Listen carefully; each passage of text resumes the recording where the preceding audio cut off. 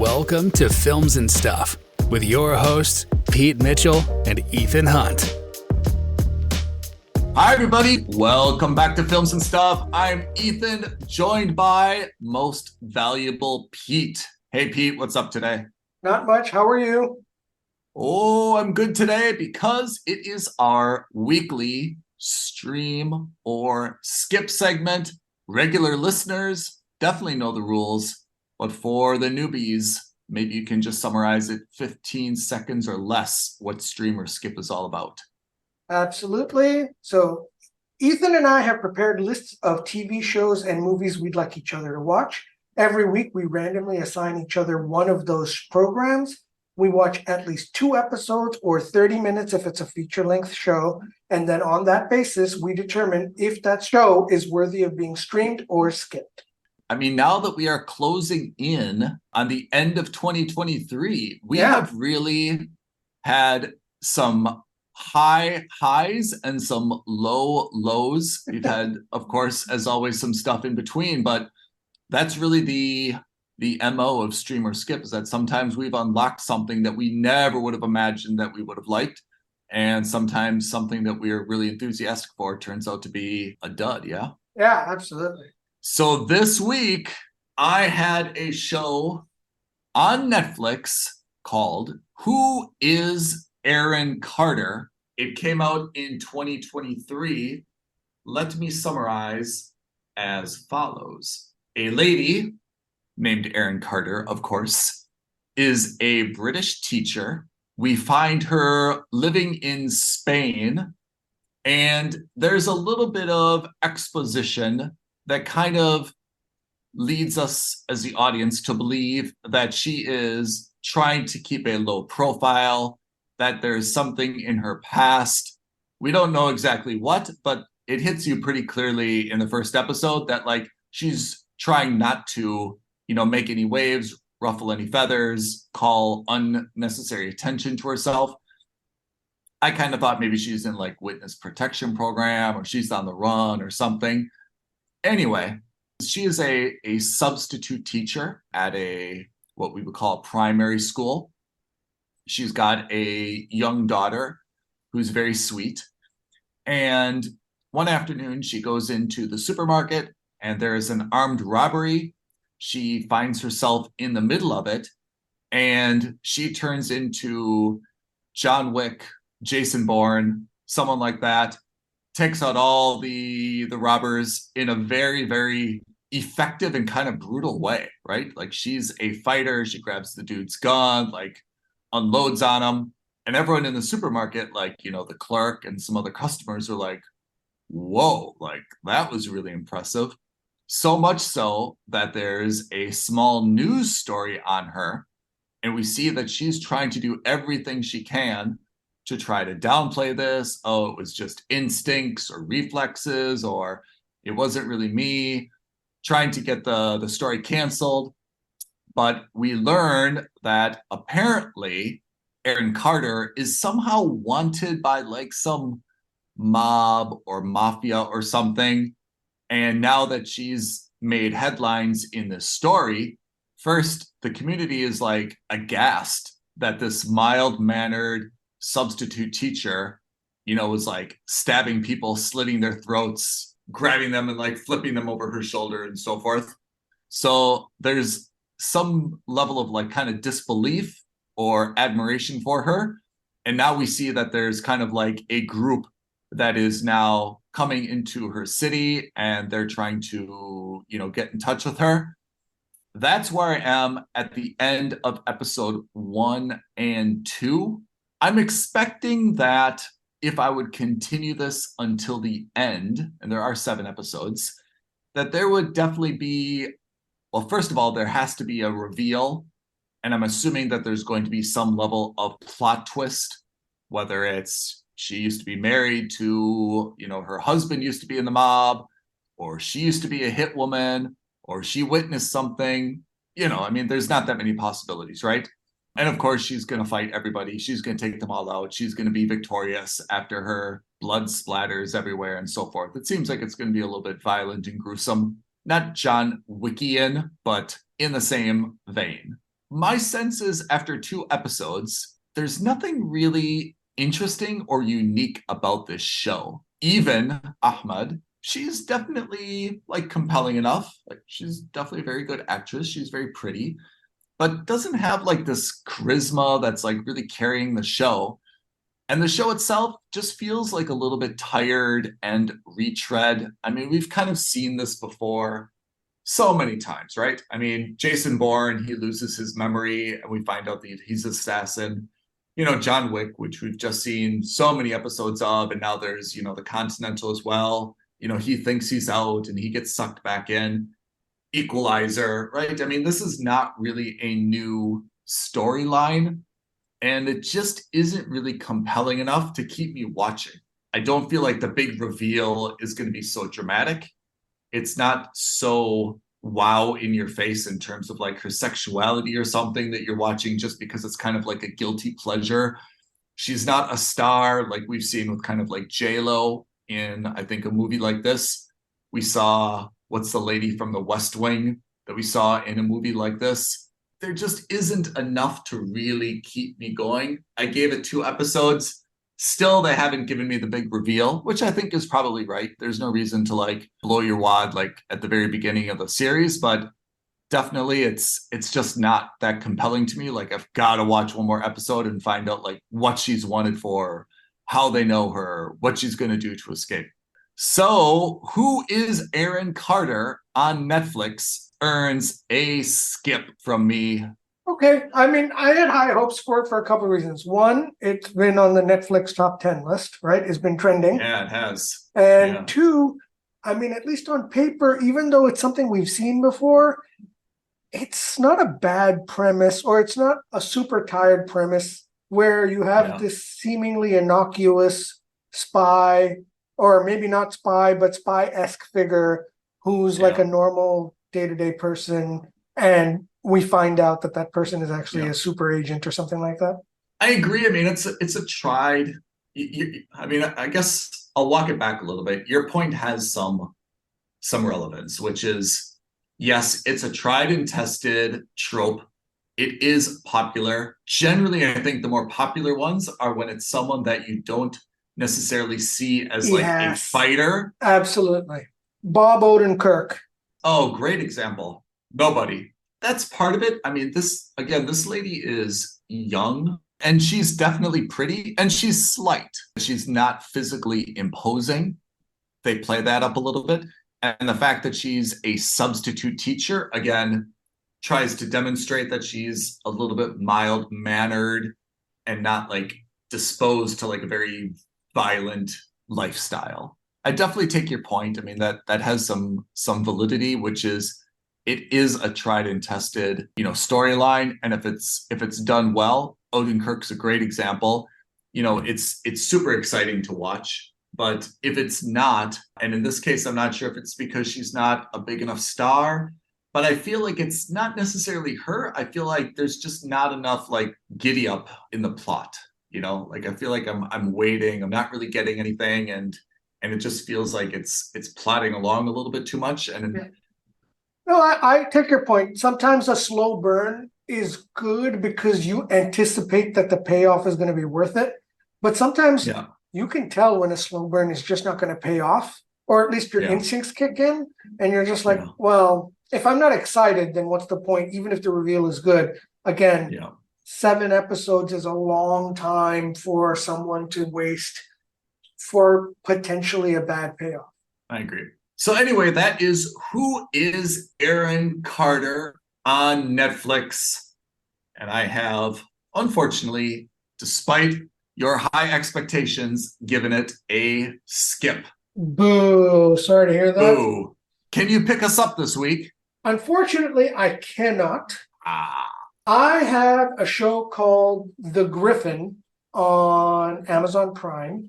The Gryphon, it's a German series. It's a fantasy series based on a novel called The Gryphon, or Der Gryf, or whatever it is in German. And it seems like a supernatural-esque fantasy series. And it's got that really old school trope where you start off with a flashback where you have a pair of siblings who are just minding their own business at home. And then all of a sudden, the father comes in all, frazzled. And he's like, pack your bags. We got to go. Something's wrong. And then he packs up a book called The Chronicle. Guard this with your life. We're being chased by supernatural things. And of course, both children have no idea what's going on. The younger one starts panicking. The older one takes care of the younger one. And then the father gets them into the car and he's like, no matter what happens to me, protect your brother, take care of him. This seems like one of the old, well, that escalated quickly. Well, yes. And it's, that classic trope that we see in so many movies. Like that was the flashback. The flashback ends and then you move to the present day. Both the boys are much older now. The younger one is now 16 in high school. Yeah. And the older one was expelled from high school. We learn why. Yeah. So it's set in the early 90s. And I have to say it's super nostalgic for a couple of things. One, because the younger boy has a pair of earphones that come in. Do you remember those Sony earphones that came in the round plastic case that you could rotate inside so that the wire wrapped up around the case? Oh, yeah. So he gets that for his 16th birthday. The soundtrack is great. It's Soundgarden. It's all these classic 90s pop songs that we used to hear and alt rock songs from our high school days. So you see that the kid is an outcast, but not quite.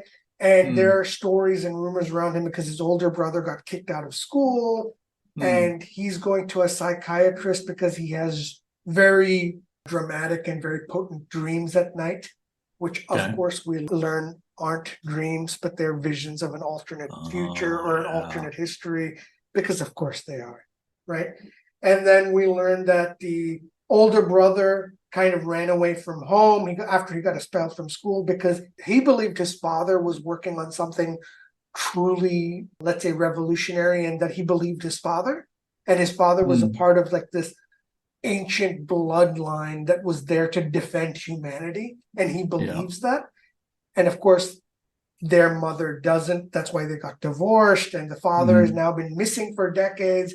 The younger brother's, it's his 16th birthday. And of course, when you're 16, it's the you get inducted. You become inducted into the group and he's like, you're a man now. And so kind of, they're like, okay, well, here's the Chronicle. He gives them that book from that flashback. He's like, you have to sign it because your father, your grandfather, your great grandfather, me, and now we all signed it. And you can see all the men in his family have signed that book.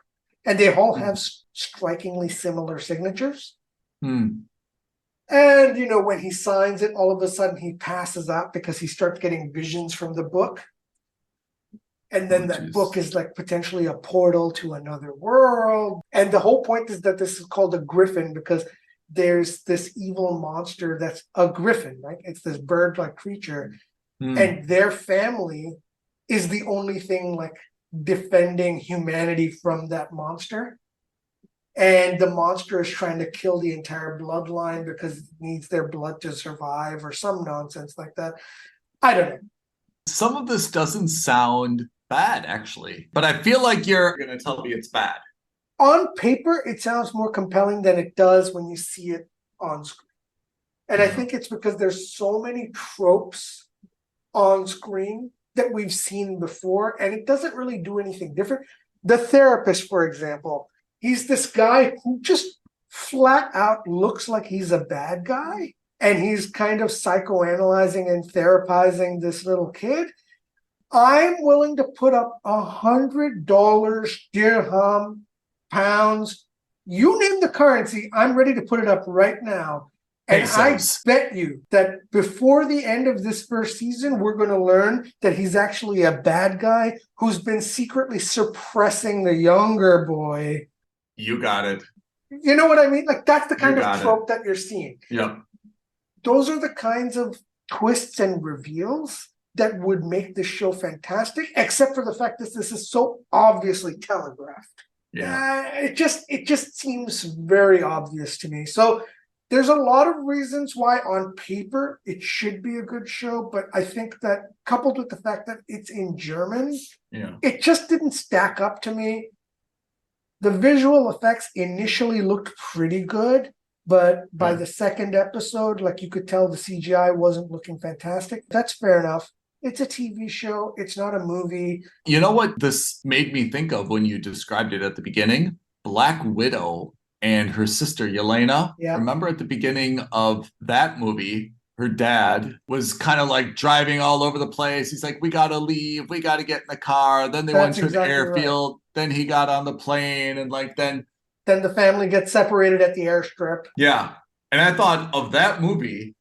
I mean, I love that movie, by the way. But when I was watching that opening scene, I was like, kill me now. This is miserable. Is this really where this is going to go? But that movie redeemed itself at the end. That opening trope I thought was so blasé. It did nothing for me, right? Because it's just unrealistic. And we've seen that so often. I think that a better way to circumvent that trope is to start earlier, which is to say, hey, we're going to show you that these guys are spies from the get-go. Yeah. Because any sophisticated audience, and most audience members today are sophisticated, because we've seen these shows time and time again, show us the cards from the get-go, right? Show us that David Harbour is being recruited by the KGB to become a sleeper agent in America from the get-go as a part of that. Then it's less of a letdown, let's put it that way. Yeah.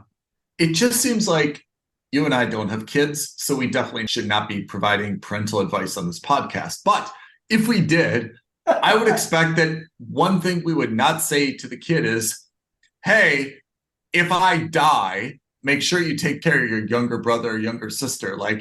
You're creating panic almost unnecessarily in your kid's life. Like how can any of your kids possibly grow up to be like well-adjusted adults when that's kind of like the way that they remember their father's departure?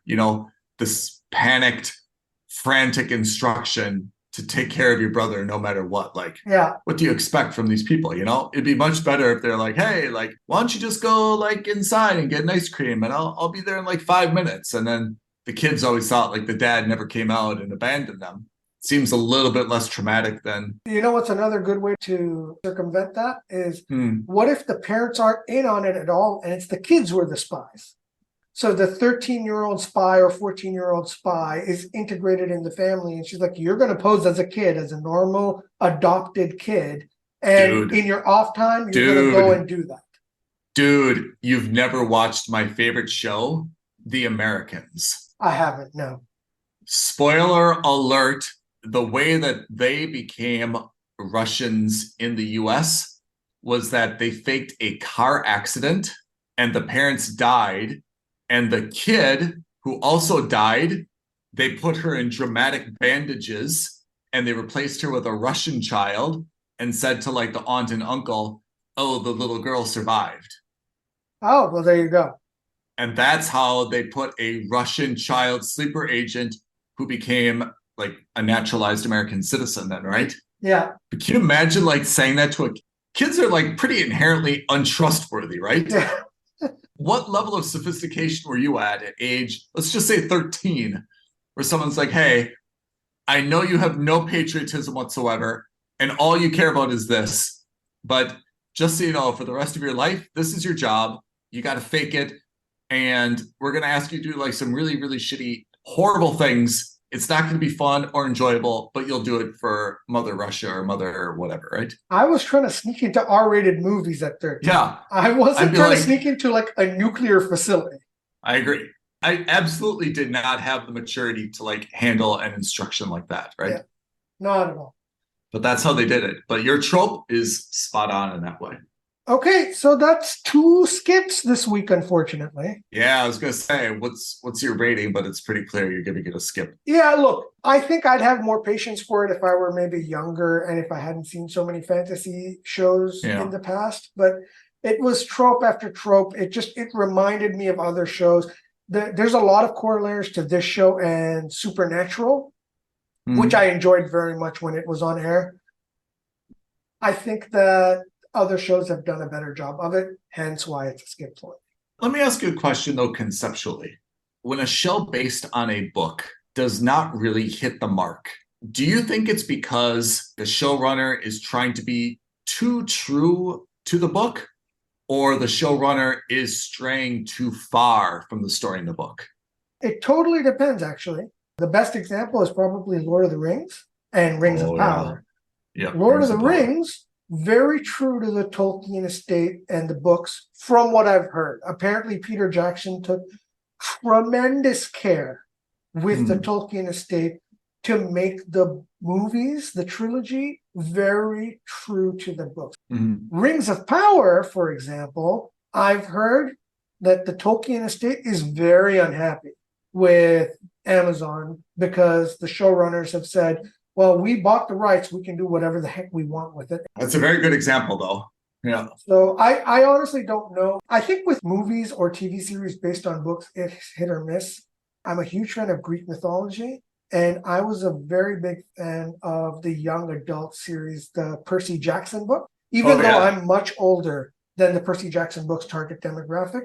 Because I'm a huge fan of Greek mythology, I loved all those books, but none of the Percy Jackson movies did well in the theaters.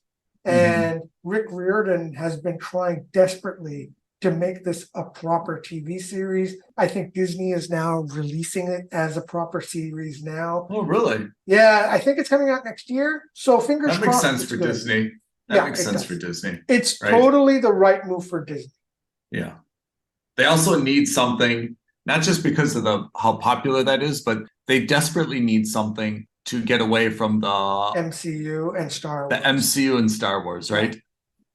Both of which are facing a raft of controversy as it is. I cannot say enough positive things about Loki, though.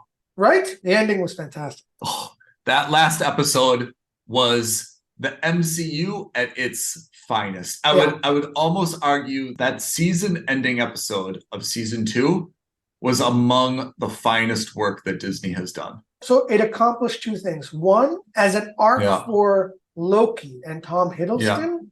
Yeah. Wonderful arc all the way back from Thor 1 through these two TV series. Yeah. I thought they did a fantastic job. And totally two, they really buttoned up the Jonathan Majors issue. If they want to get away from it, this is perfect. If they wanted to walk away from Jonathan Majors, which is still to be determined, they can now. Like, they can fundamentally say, hey, you know what? We're scrapping the next two Avengers movies. We'll make somebody else the big bad.